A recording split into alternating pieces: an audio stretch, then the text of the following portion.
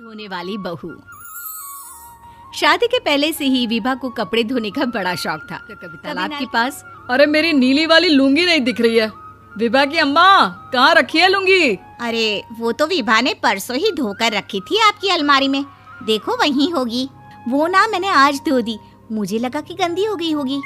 अरे कैसे गंदी हो गई थी, उसे तो मैंने पहना भी नहीं। हे भगवान, इस लड़की के कपड़े धोने की आदत से परेशान हो गया हूँ मैं। जितना तो घर में राशन नहीं आता, उससे कहीं ज्यादा डिटर्जेंट पाउडर का खर्चा है। इसकी शादी करवा दो, शादी जाए अपने घर में ही करे काम, फिर चाहे घर के कपड़े धोने हो या पूरे गांव के। हाँ ठीक बोल रही हो, देखता हूँ मैं कोई वो दिन भी आ जाता है जब विभा को देखने लड़के वाले आ जाते हैं। लड़की मुझे अच्छी लगी। होने वाली सास कहती है, बेटी अगर कुछ पूछना है तो पूछ लो। वैसे तो हमारी लड़की बहुत ही शर्मीली है, जो बोल दो वो मान लेती है, इसे क्या पूछना होगा। अरे कैसी बात कर रही हो माँ, मुझे इन लोगों के घर रहना है, सवाल तो कई है। हाँ हाँ बेटा, पूछ लो ना, क्या पूछना है। आप लोगों के घर कपड़े कौन धोता है? सास का मुंह बन जाता है। देखो, अगर तुम ये कहना चाहती हो कि तुम्हें कपड़े धोने नहीं आते तो सुन लो, कपड़े मैं ही धोती हूँ, लेकिन तुम्हारे आ जाने के बाद मैं रुमाल तक नहीं धोऊंगी। अरे चुप रहना भाग्यवान, बहू बेचारी घर आई नहीं, उसे डराना शुरू कर दिया।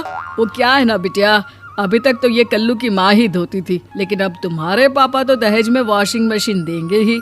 तभी विभा की माँ बोल पड़ती है, सवाल भी पूछा तो क्या। वैसे भाई साहब, मशीन की तो फिर भी कपड़े धोने की कैपेसिटी होती है, मतलब जो बिटिया दे रहे हैं ना विभा, इसे कपड़े धोने का बहुत शौक है। ये आप लोगों के क्या, आस पड़ोस गांव मोहल्ले सबके कपड़े धो दे और उफ तक ना करे।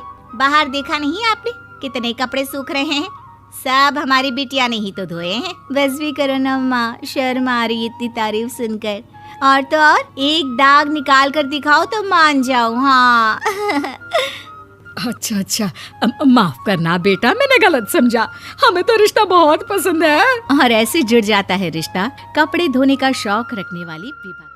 उसकी शादी हो जाती है कोयला फैक्ट्री में काम करने वाले कल्लू के साथ। अचानक विभा चिल्लाती हुई सास के पास आती है, सासू माँ, अरे सासू माँ कहाँ है आप? ये तो धोखा है, धोखा दिया आप लोगों ने मुझे। इसे ससुर के चक्कर के बारे में पता चल गया। अरे तो उसमें तुझे क्यों धोखा मिला है? अरे नल में पानी नहीं आता, कपड़े कैसे कब धुलेंगे? अच्छा, तू पानी नहीं आ रहा उसकी बात कर रही है। तो आपने क्या सोचा? कुछ नहीं। अच्छा, तेरी माँ ने कहा था कि कपड़े धोने का शौक है, तुझे याद आया मुझे। शौक बोलकर कपड़े धोने वाले मेरे जुनून को कम ना आके सासू माँ, कपड़ा धोना मेरा गुरूर है। तभी पति भी वहाँ आ जाता है। अभी मैंने इसे सनी देओल की फिल्म दिखाई है, उसी के डायलॉग मार रही है माँ। अच्छा सुन, साफ बता रही हूँ, पानी सुबह 4 से 6 और शाम को 10 से 12 आता है, समझी? विभा टाइमिंग सुनकर हैरान हो जाती है। ये क्या भूतों का मोहल्ला है? सुबह 4 बजे उठकर कौन कपड़े धोता है? 4 बजे टंकी में पानी जाता है, फिर सारा दिन धोना ना, किसने मना किया? अरे कैसे बात कर रही हैं? 200 लीटर की टंकी में कितने कपड़े धो लूंगी मैं? सुबह ही उठ विभा सुबह 4 से लेकर रात के 12 बजे तक कपड़े ही धोती रहती। एक रोज सास पड़ोस से निकलकर कहीं जा रही होती है कि साथ वाली कहती है, हाँ कल्लू की माँ, जरा ये बताओ कि 2 साड़ी है, 2 ब्लाउज और एक पेटीकोट और एक नाड़े वाला लंबा कच्छा। हाँ तो? अरे तो क्या, कितना लोगी धुलाई ये बताओ। धोबन दिख रहे हैं हम क्या? हमारे पति सरकारी नौकरी से अभी रिटायर हुए हैं और बेटा सुपरवाइजर है कोयला फैक्ट्री में। धोबन समझ रखा है हमें। हाय रे कल्लू की अम्मा, माफ कर दो, वो तो मोहल्ले में यही सब बता रहे थे कि तुमने बहू को कपड़ा धुलवाने के काम में लगा दिया है। सास को पड़ोसन की बात सुनकर गुस्सा आ जाता है। वो घर पहुंचती है जहां घर के बाहर ही इतने सारे कपड़े सूख रहे होते हैं जितने कि किसी धोबन के घर पर। अरे ओ कल्लू की दुल्हन, बाहर निकल। माँ जी यहीं आ जाओ, बाथरूम में चादर धो रहे हैं हम। अरे अभी हम धोते हैं, तुमको बाहर निकलो। ये आस पड़ोस वाले बोल रहे हैं कि हम बहू से कपड़े धुलवा कर उसे कपड़ा धोने वाली बना दिए हैं। अरे छोड़ो ना माँ जी, किन लोगों की बातों में आती हो? आस पास के लोगों का तो काम ही होता है कि वो किसी तरह सास बहू को लड़ा दे। बहू सारे घर के कपड़े धोती है, ये क्या कम है? बोलिए। सास को भी लग जाता है कि वो बहू का ये सनकीपन नहीं छुड़वा सकती, इससे अच्छा है कि खुद ही चुप हो जाए। एक रोज सास और बहू मंदिर जाते हैं, जहाँ सास की साड़ी वहाँ खड़ी भीख मांगने वाली से मिलती है। माँ जी क्या बात है, आपकी साड़ी उस भिखारन से कितनी मिल रही है ना? हाँ देखो तो दोनों की साड़ी मिल रही है। क्या बात है कल्लू की अम्मा, तुम खुद को तो अफसर की बीवी बताती हो और ऐसी सिंपल सी प्लेन साड़ी पहनकर घूमती हो। सिंपल और प्लेन नहीं है ये साड़ी। तो क्या सोने के धागे से फूल बने हैं? कुछ भी सासू माँ, कुछ भी। हाँ, बने थे इस साड़ी में सोने के धागे से फूल।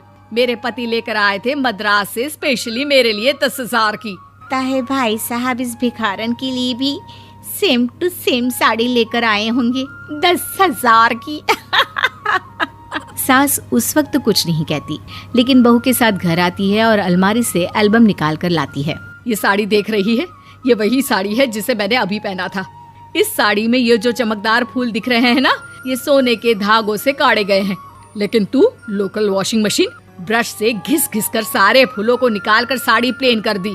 मुझे माफ कर दीजिए सासू माँ। और तो और, जब मैंने तुझे तेरी गलती के लिए कुछ नहीं कहा, लेकिन तूने तो सबके सामने मेरा मजाक ही बना दिया। क्यों? बहू को समझ में आ जाता है कि अब से उसका कपड़े धोना बंद।